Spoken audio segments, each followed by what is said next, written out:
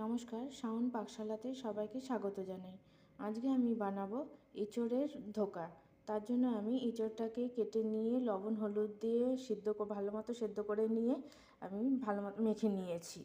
একদম স্মুথও হয়নি, আবার দানা দানাও আছে, আবার ভালো মতো স্ম্যাশ করাও হয়েছে। আর নিয়েছি আলু সেদ্ধ, নিয়েছি ধনেপাতা কুচি, কাঁচা লঙ্কা কুচি, গোটা জিরে আর দুটো চেরা কাঁচা লঙ্কা। এখন আমি রান্নাতে চলে যাব। তেলটা আমি গরম করতে বসিয়ে দিয়েছি। আমি সাদা তেলে এটা করব। এখন আমি এটা মণ্ডটা তৈরি করে নেব এঁচোড়ের। তার জন্য আমি প্রথমে কালো জিরা ফোড়ন দিচ্ছি, দেব চেরা কাঁচা লঙ্কা,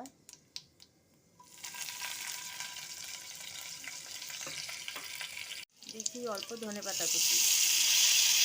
কালো জিরে থেকে সুন্দর গন্ধ বেরোতে শুরু করেছে, ভাজা ভাজা হয়ে গেছে। এখন আমি এঁচোড়টা এর মধ্যে দিয়ে দেব। পরিমাণ মতো লবণ, আমি যেহেতু লবণ হলুদ দিয়ে সেদ্ধ করেছিলাম, এখন অল্প পরিমাণেই লবণ দেব। সামান্য হলুদ গুঁড়ো, লবণ হলুদ দিয়ে আমি এটা ভালো মতো করে তেলে ভাজা ভাজা করে নেব। তাহলে তেলে কাটা গন্ধটা চলে যাবে। বাইন্ডিং ভালো করার জন্য দিয়ে দিচ্ছি পরিমাণ মতো বেসনের। আমি বাইন্ডিংটা ভালো করার জন্য বেসন দিয়ে দিয়েছি। আপনারা চাইলে ছাতুও দিতে পারেন। আর এটা বেসন দিয়ে আমি এটাকে মণ্ড তৈরি করবো এঁচোড়ের। মণ্ডটা থেকে ধোকার আকারে আমি সব বানিয়ে নিয়েছি। এখন এগুলো ভাজতে চলে যাব। তেল গরম করতে বসিয়ে দিয়েছিলাম, সাদা তেলেই আমি ধোকাগুলো ভাজবো। তেলটা গরম হয়ে গেছে, এখন আমি ধোকাগুলো ভেজে নেব।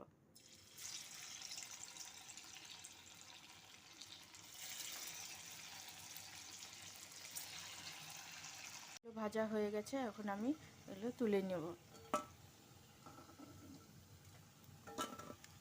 শব্দ শুনে বুঝতেই পারছেন কতটা ক্রিস্পি হয়েছে। আমি সরষের তেলে গ্রেভিটা বানাবো।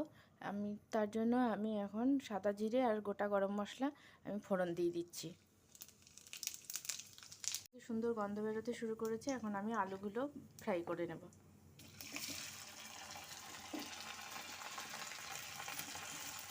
আলুটা ভাজা ভাজা হয়ে গেছে। এখন আমি পরিমাণ মতো লবণ দিয়ে দেব। পরিমাণ মতো লবণ দিচ্ছি হলুদ গুঁড়ো, দিচ্ছি জিরার গুঁড়ো, দিচ্ছি ধনের গুঁড়ো, ঝাল লঙ্কার গুঁড়ো, চেরা দুটো কাঁচা লঙ্কা, পেঁয়াজ রসুন কাঁচা লঙ্কা বাটা মশলা দিয়ে একসাথে এখন আমি আলুটাকে ভালো মতো কষে নেব। মশলা ভালো মতো কষানো হয়ে গেছে, তেলও ছেড়ে দিয়েছে। এখন আমি পরিমাণ মতো জল দিয়ে দেব।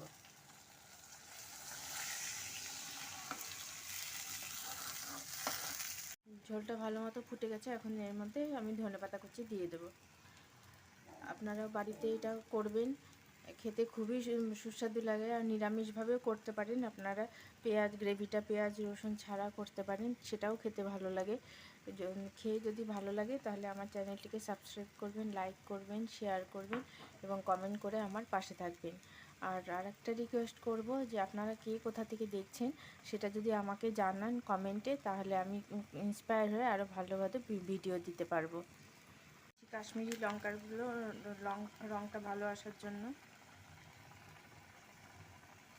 ফুটে গেছে ভালো মতো, আমি গ্যাসটা অফ করে দিচ্ছি। আর ধোকাগুলো এখন আমি এর ঝোলের মধ্যে দিয়ে দেব।